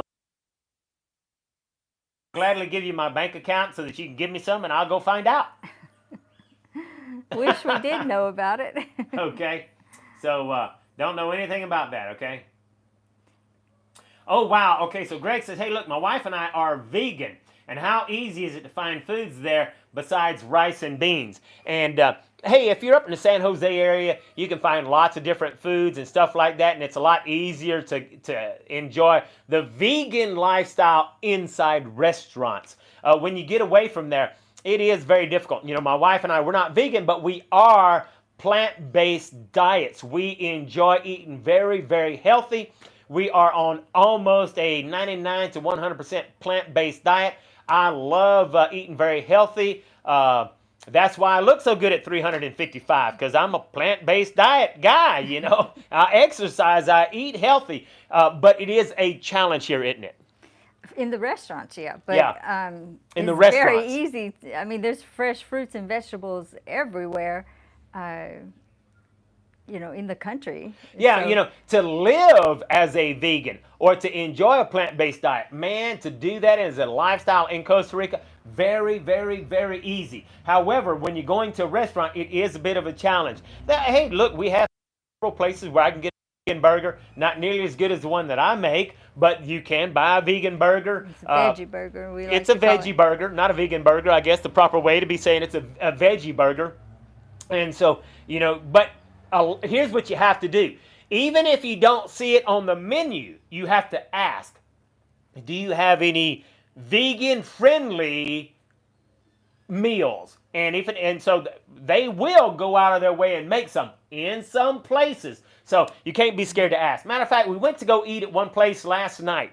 And it's one of Rebecca's favorite places. And it's over at the Coco Sushi. Mm-hmm. Cocoa sushi. She likes to have some good sushi rolls. So we went there, and it's okay. I love Japanese food, but I'm not crazy about sushi rolls. So we went there, and I kind of offhandedly teased and said, "Give me a side order of fries," because I didn't expect to have it, and because it's not on the menu. And they says, "Well, are you serious? I mean, we can give you some French fries." And I was like, "It's not on the menu." It's not uncommon. You go somewhere if you want something.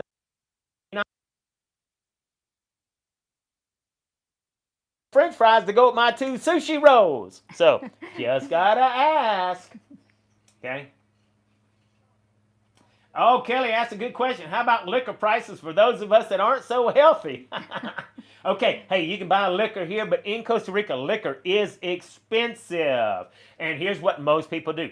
They go down to the border, and you can buy liquor there. You can't buy too much. If you buy too much and they think you're going to be reselling it, then you'll get busted, okay? But, hey, you can buy several cases or a case, not several, I say several cases. I bought 2 or 3 cases of beer, okay? Apple juice, or you can buy several bottles of liquor. You might even buy a case of liquor. But we have seen people who've had a whole trunk load of liquor, and their intent was to go back and sell it in their liquor store, and they get busted, okay? Yeah, we see that a lot. They're pulled over by the police because and they're searching their vehicle because they have tried to bring in too much alcohol. Yeah, so, but it's not that expensive. Well, it is. It is pretty expensive, but it's a whole lot so? cheaper. Yeah, it is. Yeah, I mean, it's half price in Panama, and that's why people will take the chance of buying a whole truckload of liquor. You know, so anyway,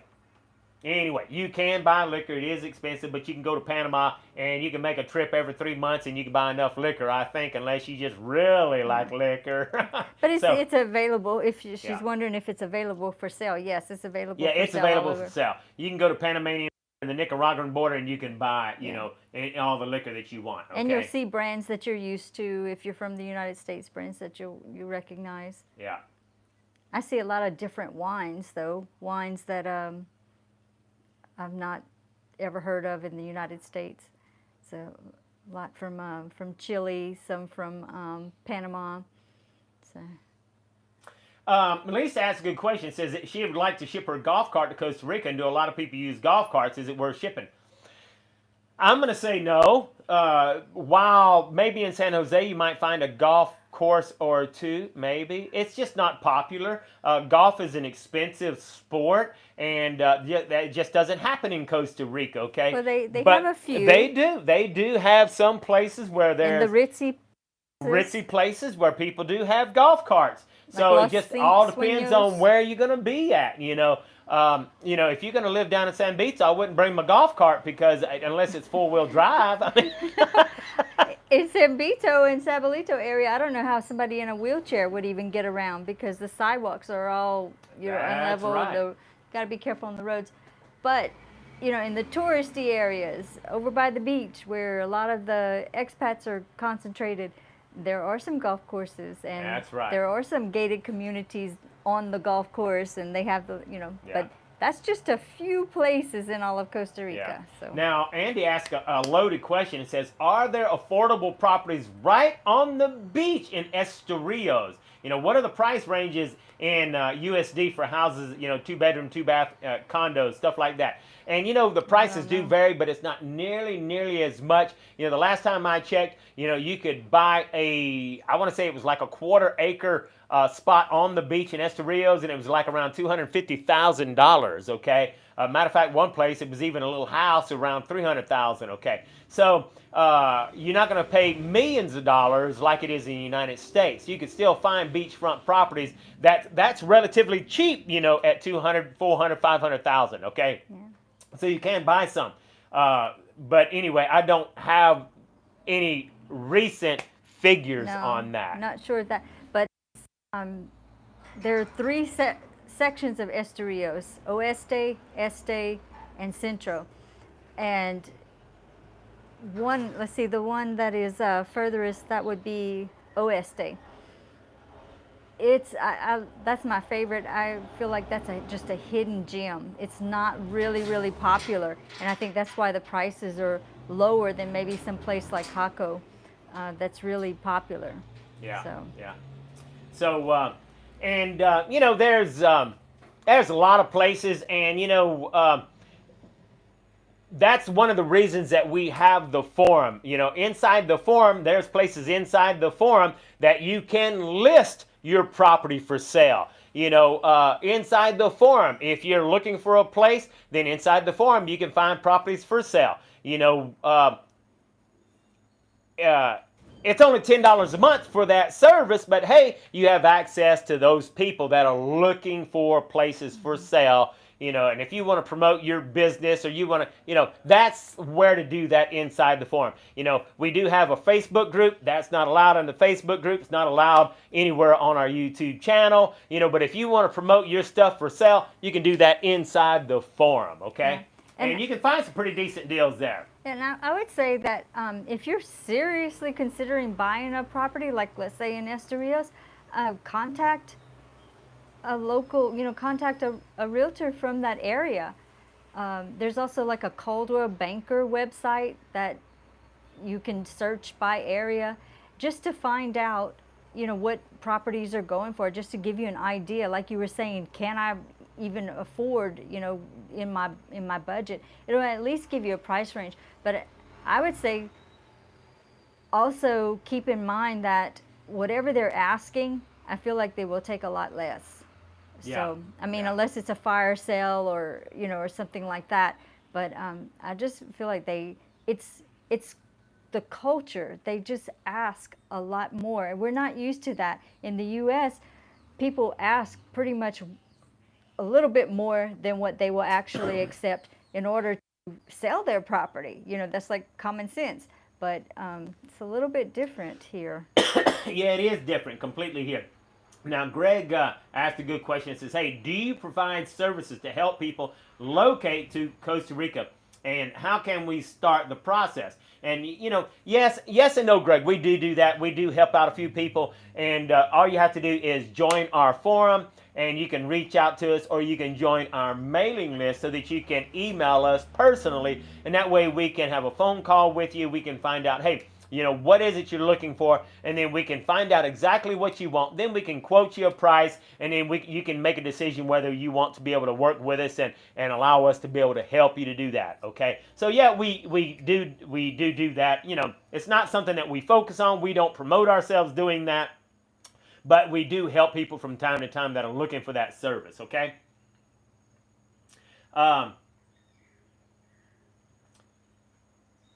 So someone here says, foreigners will get the best deals if they look in areas that are not the usual hot spots. Yes.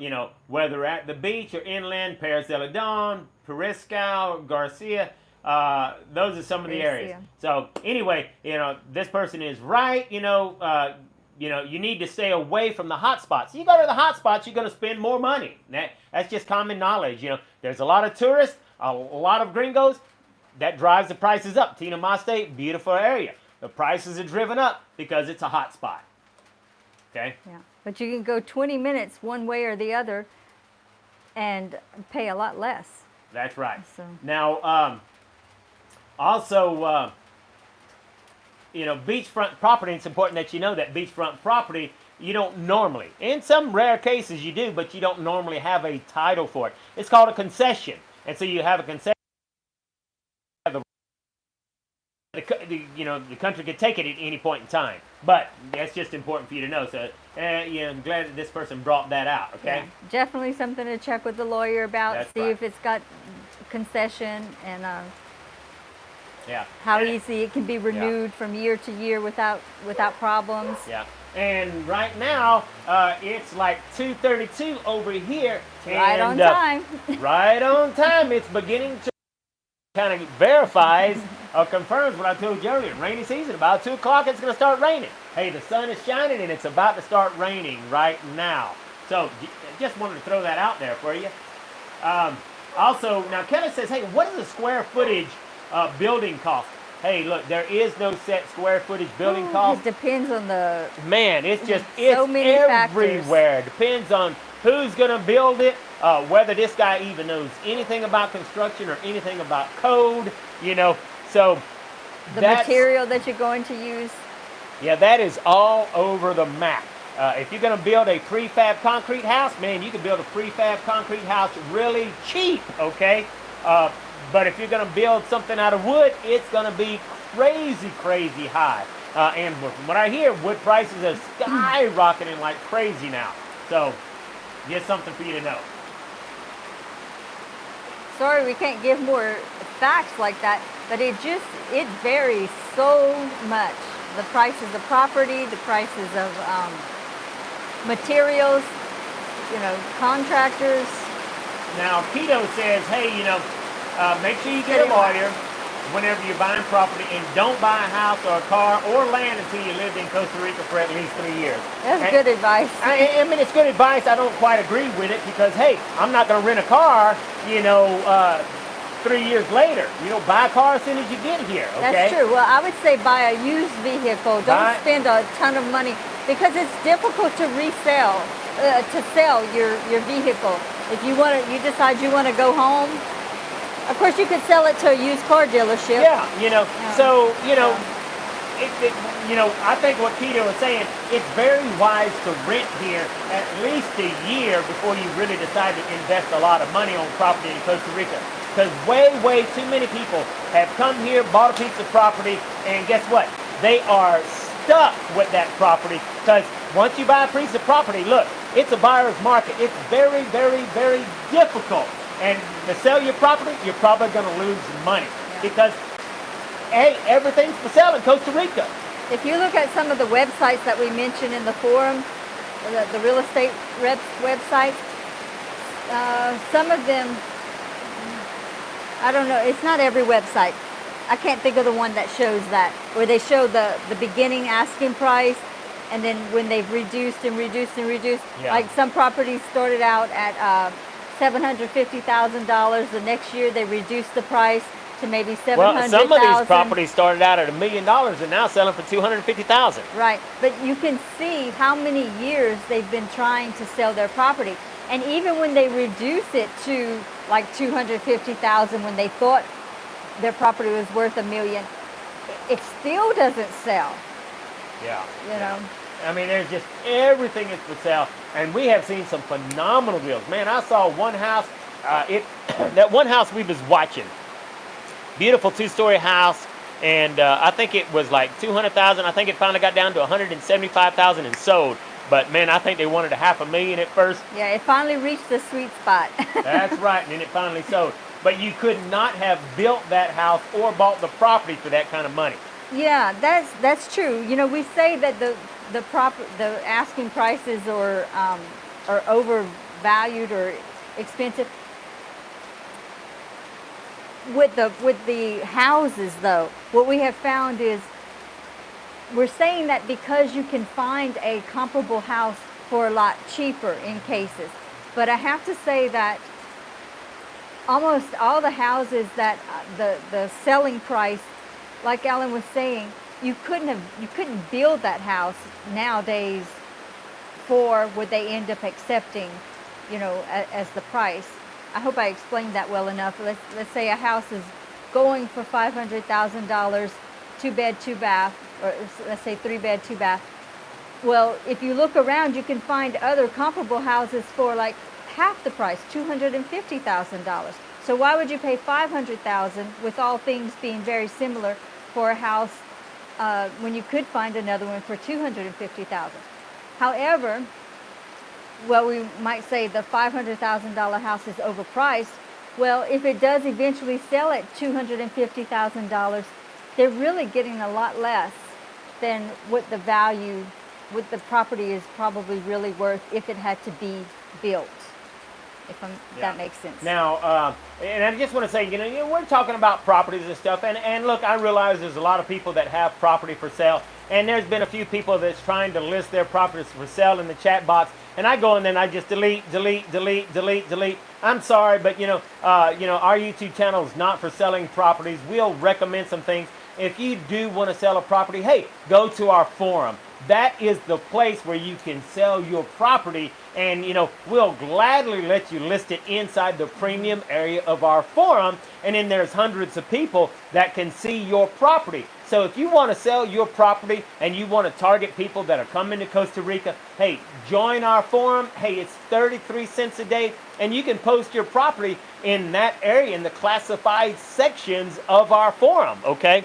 And that is the best place to list your property. Because, you know, in our Facebook group, we delete it. In our YouTube channel, we delete it. You know, if you want to sell a property, join our forum. It's $10 a month, and you can, you know, you'll be targeting people who are coming here. And that is a service that we do provide, okay? And, hey, Darren asked, how is the apple juice? And you know what? There is one apple juice I kind of like. It's called Imperial Silver. The Imperial, Costa Rican. Yeah, it's a Costa Rican brand. It's pretty good, okay? But there's an even better one, and it's a Japanese beer that I really, really like, and it's at the Japanese restaurant, and it's really good Japanese. I was in Japan for 3 years, and I just really did like the Japanese beer. Yeah, you really like that one. You really like Imperial, and was that Mexican beer that came out? It's called Sol. It was. It's okay, but I don't think it was as good as Imperial. Right, that's what I was going to say. You didn't like that one as much, but boy, they were really pushing it. They were advertising. They had a lot of specials. You know, you could get a really good deal on it. So he tried it. Yeah. It wasn't as good, you said. Huh? Yeah, it wasn't as good. So, anyway, so. And the craft beer is is very popular in Costa Rica. So. Yeah, you're right, the craft beer, because, you know, more and more, it used to, you would only find craft beer around San Jose. But, you know, hey, there's a couple of craft places here in San Isidro. So if you like craft beer, there's a great craft beer place there on Dominical Beach. We know of a couple that are here in San Isidro. Mm-hmm. So craft beer, like Rebecca's saying, is getting to be more and more popular. It is kind of nice to be able to go and try out some different flavored beers, you know. So.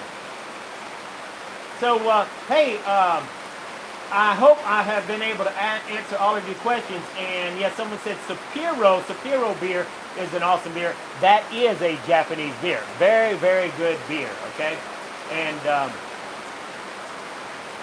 and I think that is it. Look, we want to make sure to answer all of your questions.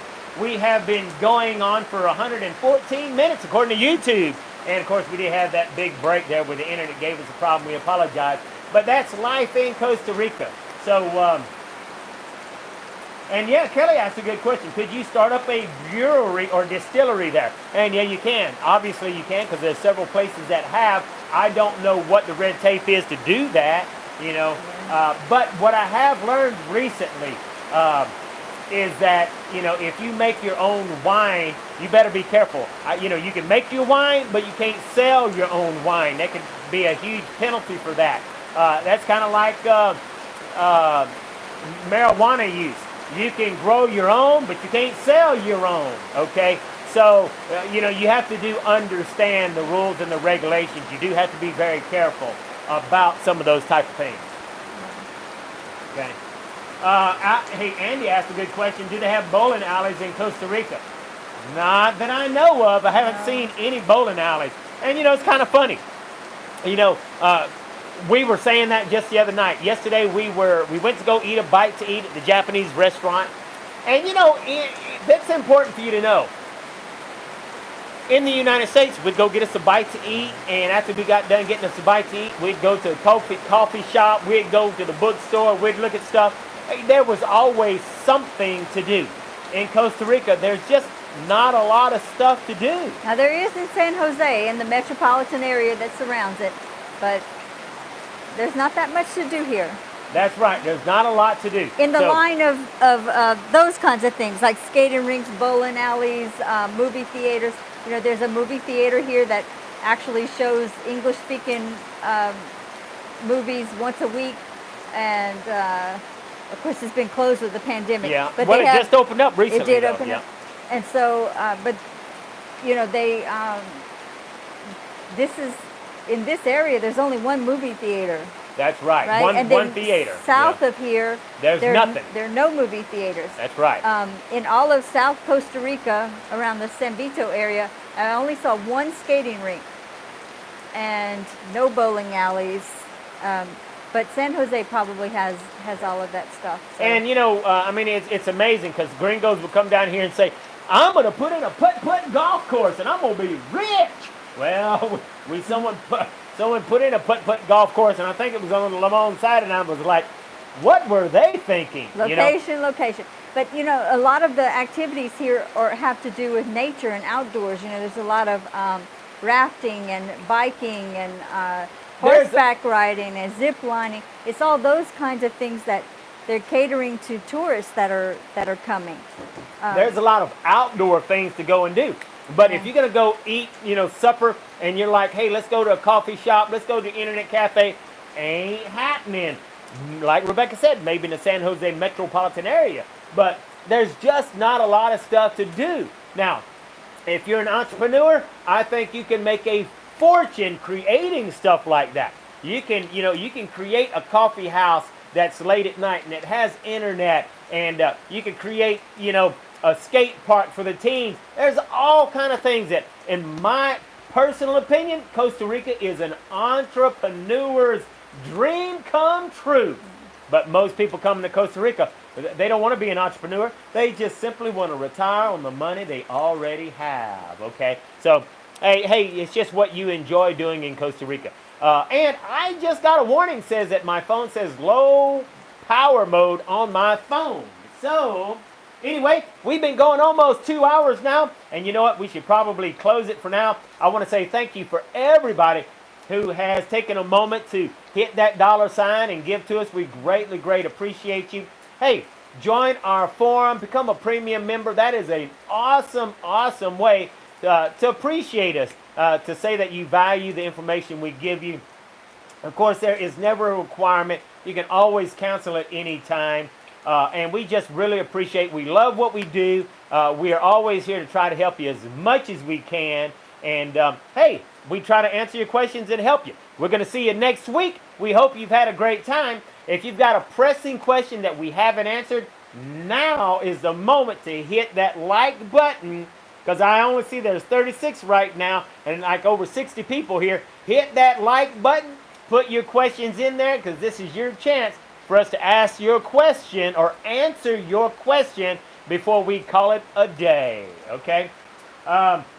Lisa says, what is the website? And I think you're saying, what is the website for the forum? And there's usually links, and there are links at the bottom of every video, okay? So if it's not in this one, then on the other one, there is a link, okay? Costa Rica Guide, if you're open to a limited bank account without residency, I'm not sure what that was. So yeah. We greatly appreciate. Oh, look, Kelly says, give kisses to Nikki. Most definitely will. She loves hugs and kisses, okay? And if you want to join the forum, you can go to forum.cloudforestchapel.com. That's just a quick shortcut, but there should be a link in the description. If not, there will be here shortly. I'll put it in there when we close this down. But all the other videos, you can go to any video and you can look in the description below the video, and there's a link to where you can join the Facebook group. There's a link where you can join the forum. There's a link where you can join our email list, you know, our newsletter. Hey, I highly suggest you do that, because then you have a way that you can email us personally, and you know, where we can answer your questions. You know, people ask lots of questions on YouTube, and I really try to answer every one of them. But our channel has grown to the point it's impossible for me to answer every single one. But I do have volunteers that help out.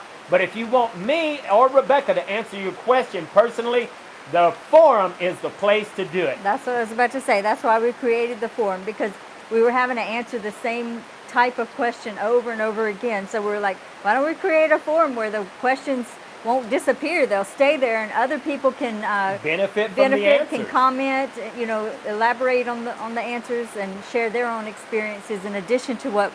That's right, because it's know. impossible for me to know everything. I know you find that hard to believe, because I know it all, but no. You know, it's impossible for us to know everything and experience everything, and that's why we created the forum. Because you can ask a question, I'll answer it to the best of my ability. Doug will answer it. Somebody else will answer it. You know, Doug is an active person in the forum. He has a place in Costa Rica. So go to the forum. It's, you know, a lot of the areas are free, but there's a lot of super valuable information where it's only $10 a month. So anyway, we greatly appreciate you.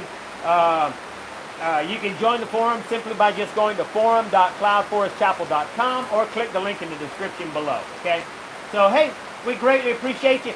Y'all have an awesome day. Make sure you hit that like button. I see we got a few more likes. Yeah, and thanks everybody. That really does help us out a whole lot. I don't know if you can hear it because of rain. It's rainy season. So, hey, we'll see you next week on another awesome Living in Costa Rica video.